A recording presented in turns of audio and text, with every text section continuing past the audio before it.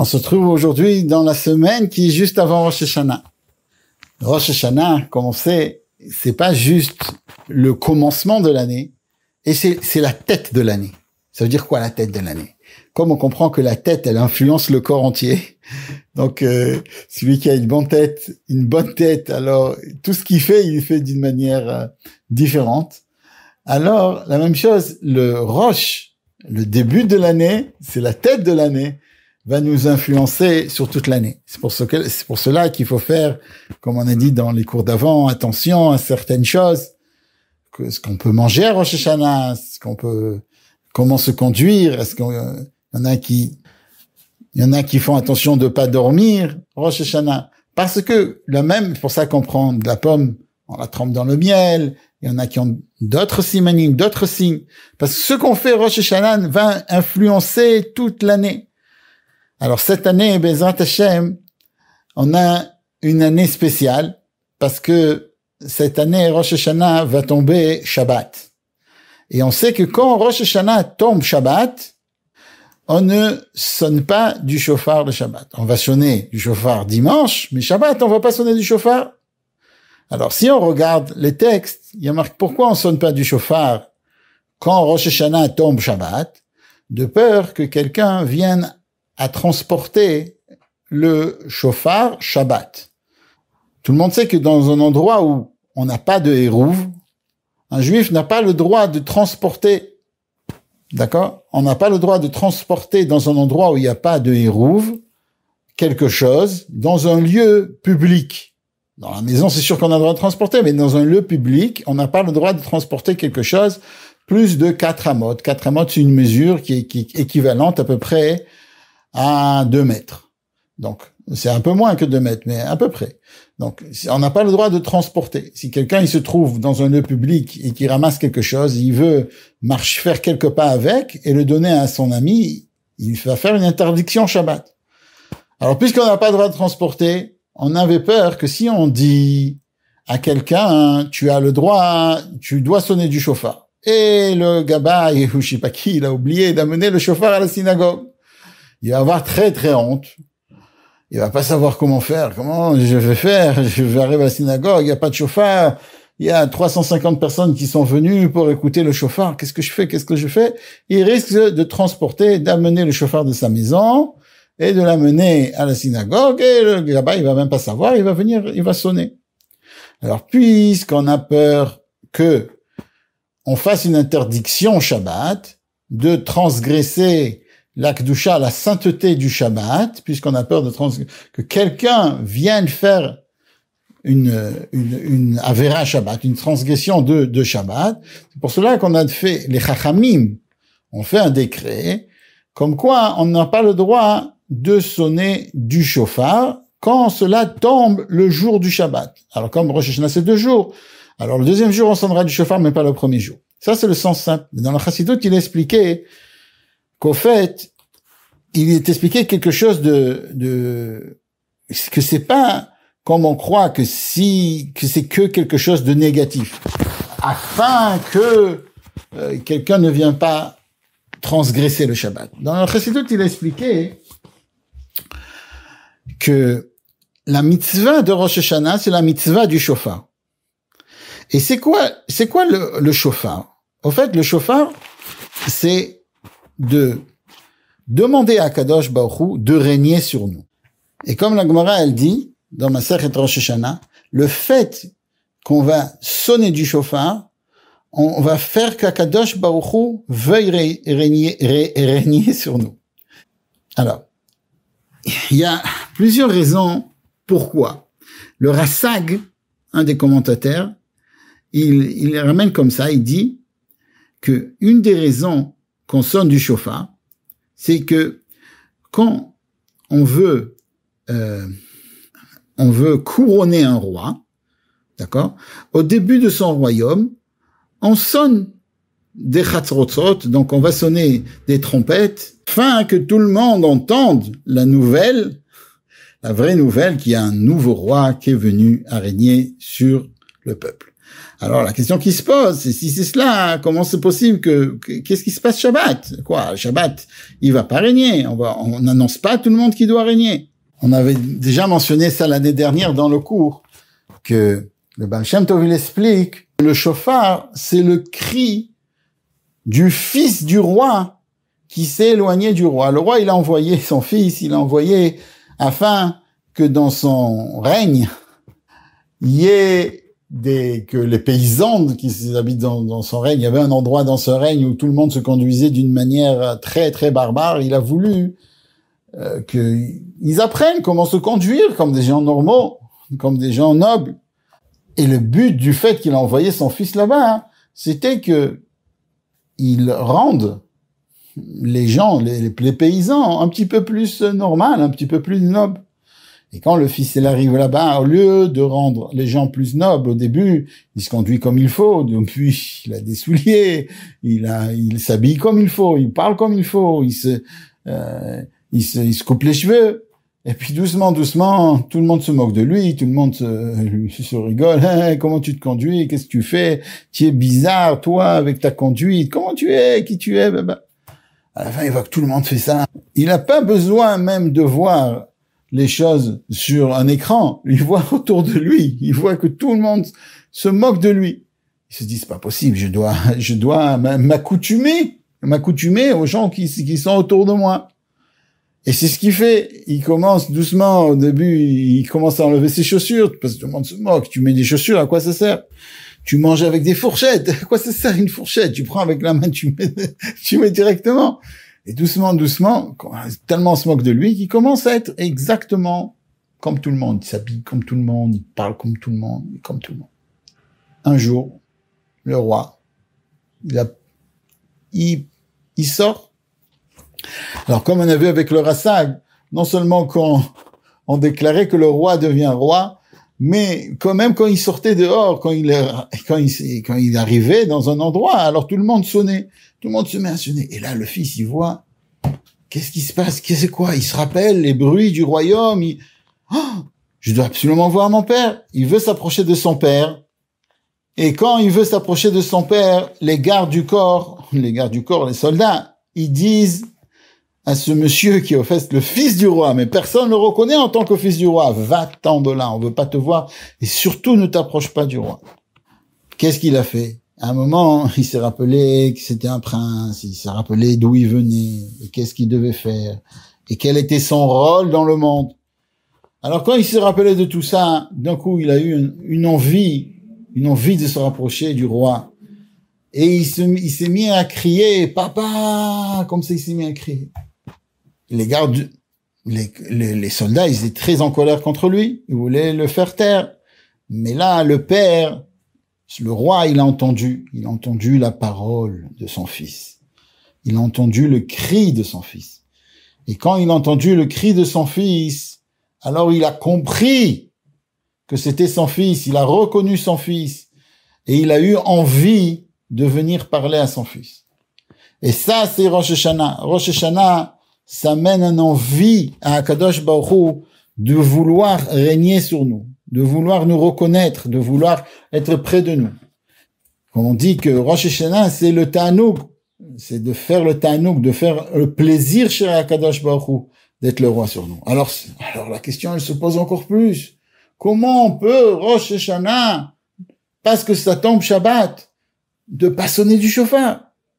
Alors on dit qu'au fait, Rosh Hashanah qui tombe Shabbat, comme on a dit que si le son du shofar, c'est ce qui amène le fait que on veut qu'Akadosh Baruch Hu règne sur nous.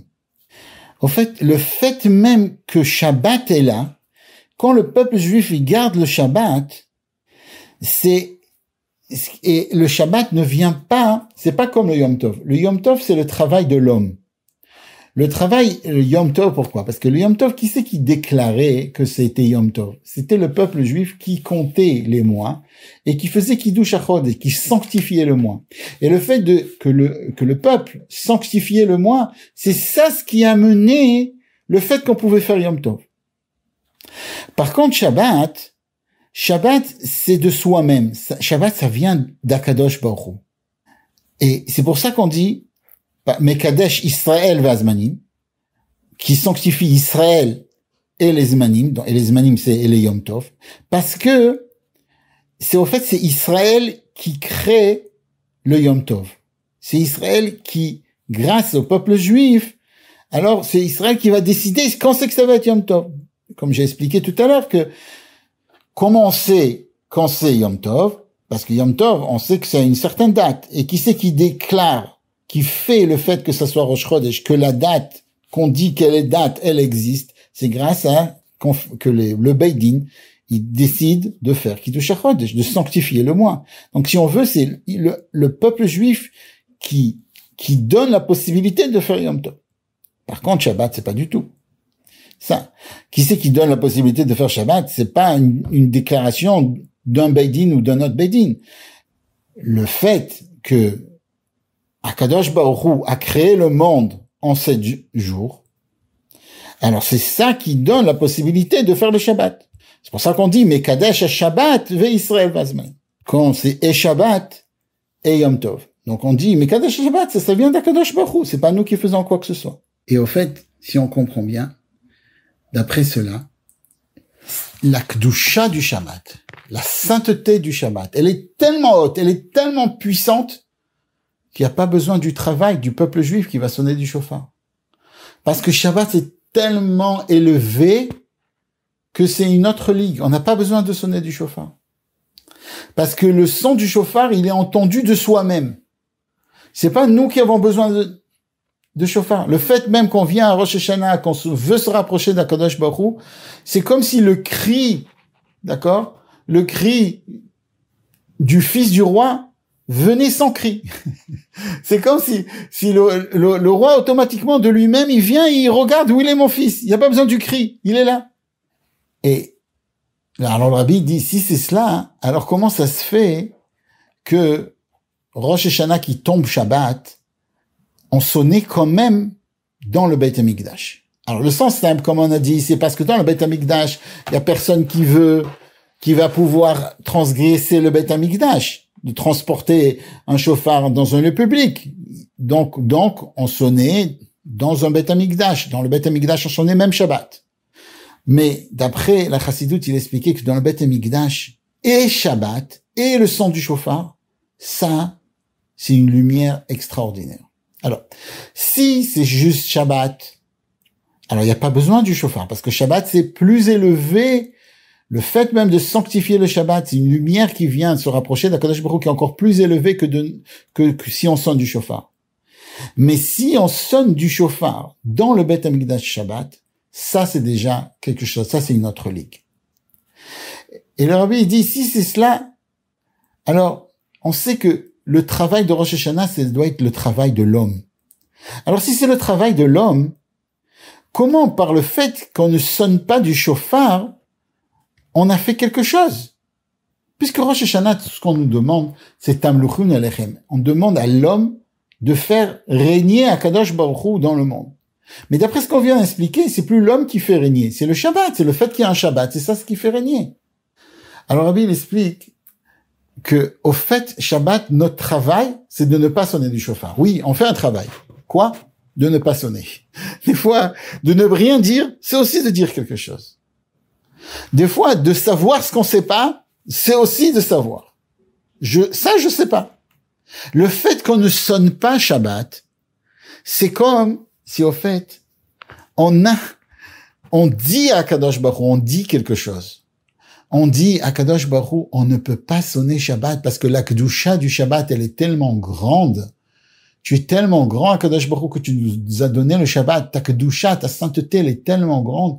Comment moi je peux venir ce jour-là essayer de faire quoi que ce soit envers toi? Qui je suis? Qu'est-ce que je suis envers toi? Si on veut, dans d'autres mots, on pourrait dire comme ça, que l'avodat du chauffard, le travail du chauffard, c'est de s'annuler devant le roi. D'accord? Et le fait de s'annuler devant le roi, le cri qu'on va crier devant le roi, qu'est-ce que ça va faire? Ça va donner au roi l'envie de régner sur nous. Mais par contre, Shabbat, il y a une lumière qui est tellement grande qui nous empêche de faire une action, de faire une melacha, de faire un travail. On peut pas faire un travail devant le roi, on peut rien créer Shabbat. Parce qu'on sent qu'on est devant le roi. Alors si on est devant le roi aussi, c'est s'annuler au roi. C'est un sort de cri. C'est un sorte de cri sans mots. C'est un sort de cri, on dit, Akadosh Baruch Hu, tu es là. Pourquoi on fait pas de travail maintenant? Pourquoi on travaille pas? Pourquoi on crée rien? On n'a même pas le droit de faire des choses dans la salade qui ont aucun rapport il y a des interdictions de faire même quand on fait une salade. Pourquoi on n'a pas le droit de créer? Pourquoi on n'a pas le droit de créer? Parce que tu es là, Hachem. Alors si tu es là, Hachem, on n'a pas besoin de te crier. C'est comme si quelqu'un, il viendrait devant le roi, les gardes, ils l'auraient laissé comme ça, le roi. Il aurait laissé, il était très fort en disant, il aurait poussé tous les gardes, il serait rentré dans le chariot, dans la carrosse du roi, il serait mis à crier, papa, il n'y a pas besoin, je suis là. Il peut faire autre chose que crier. Qu'est-ce qu'il fait quand il arrive devant le roi? Quand il est devant le roi, il se tait. Il est en silence. La même chose, c'est avec le peuple juif. Quand on est Shabbat et qu'on fait pas de melachot, on fait rien, on est en silence, on est bébitoul, on s'annule devant Akadosh Baruch Hu. Alors si c'est cela, alors comment on va comprendre le fait qu'au Beit HaMikdash, si c'était Shabbat, on sonnait quand même du shofar? Si on est devant le roi, on est 2 fois devant le roi, et c'est Shabbat, et c'est le Beit HaMikdash, on va sonner du shofar. Alors là, on devrait dire, c'est sûr que tu vas pas sonner du shofar. Alors là, il faut savoir que c'est une autre sorte de bitoul, c'est une autre sorte d'annulement devant Akadosh Baruch Hu. Dans le Beit HaMikdash, le juif, il n'est pas là.